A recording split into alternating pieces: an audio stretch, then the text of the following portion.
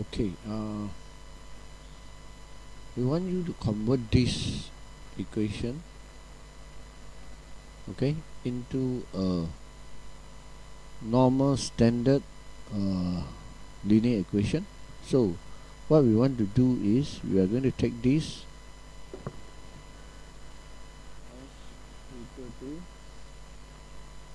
s equal to k t n. Okay, so the variable is t and s. Okay, so we're going to convert this into a linear equation. What we're going to do is we're going to log both sides. Okay, we can log both sides. I can put log s log k t n, and this one can be split into log k plus log t n, and this can be simplified further as log k plus n log t. Okay, now let's put them together. Log s equal to n log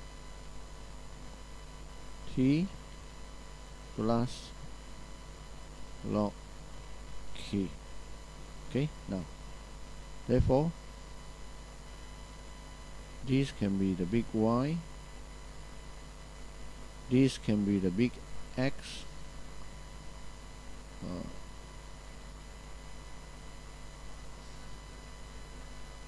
this can be the C. Okay, so therefore log Y is the big Y is actually equal to log S, then the big X is actually log T. Okay, and then your M is actually equal to the N, and then your C, the constant on the y-intercept on the curve, I mean on the straight line graph, it is equal to log K. Okay, now if you want to plot the big Y versus the big X, then you have to create two columns over here, sorry, two row of them.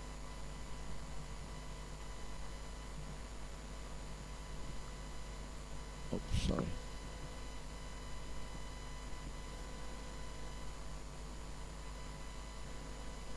So we're going to use a line, two line. No, it's going to be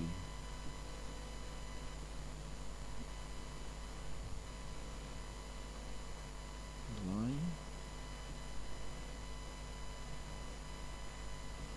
Okay, so we're going to create two line, one line, two line. Okay, then you have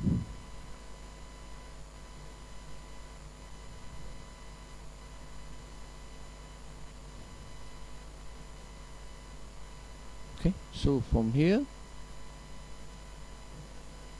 your big Y, your big X,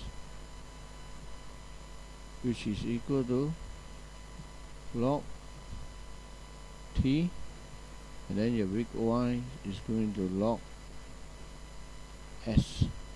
So you get log T, okay, log T, you get some value here. Okay, substitute T equal to 5. At the same time for this one, you get log T is 15, you get some value. Similarly for big Y is log S. So you log this, you get some value. Okay. So now after that, what you're going to do is you're going to plot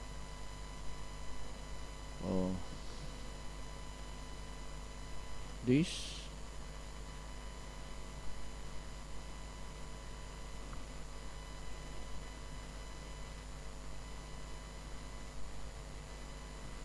you're going to plot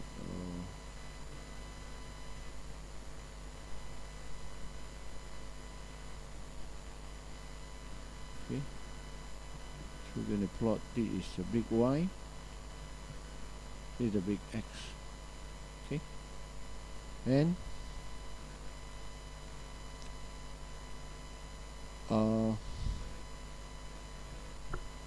this is one way of forming the linear equation. There could be other way. Okay, is this way the best way or the other way the better? It will depend on the value of the big X and big Y. Sometimes you end up a very small value of big X. Then when you try to plot it, the graph, okay, then it will be a bit difficult. Okay, or the big Y value could be very large. So you have to be very careful. Okay, now, so what you do is you plot the graph. Plot this the big X onto the graph. Okay, I do not know. You just plot whatever. Let's say this is a straight line that is being formed. Okay, let's say this is a straight line. Okay, now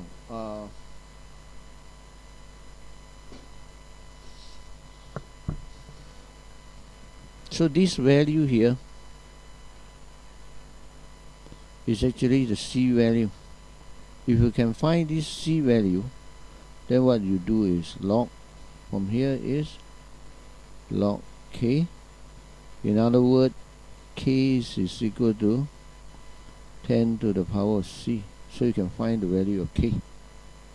Okay, now we also know that from here M, which is gradient of this linear straight line graph, is equal to N. So what you do is you pick 2 points on the graph. Okay, so your M, which is the gradient of the graph, which also equal to this N here, which is gradient of the gradient. So it is equal to, let's say this is 0.1, this is 0.2. Okay, so what you do is you y1 x1 minus y2 minus x2. Okay, from here you will be able to obtain the value of the gradient of this graph, but it's also equal to N. So by then you have solved these two values. Okay, now then the next stage would be to find this. Okay, what it's saying is when t equal to 50, what is S? Okay, when t equal to 50, what is S? So now let's go back to the original equation. The original equation is S K T N. Okay, at this stage you already found the K value, so you put the K value here, and then from here you also found the M value, put your M value here. So when t equal to 50, so S become K, which is a known value, and then you substitute 50, and then N also a known value. So from there you can find the S value. Okay, that's it.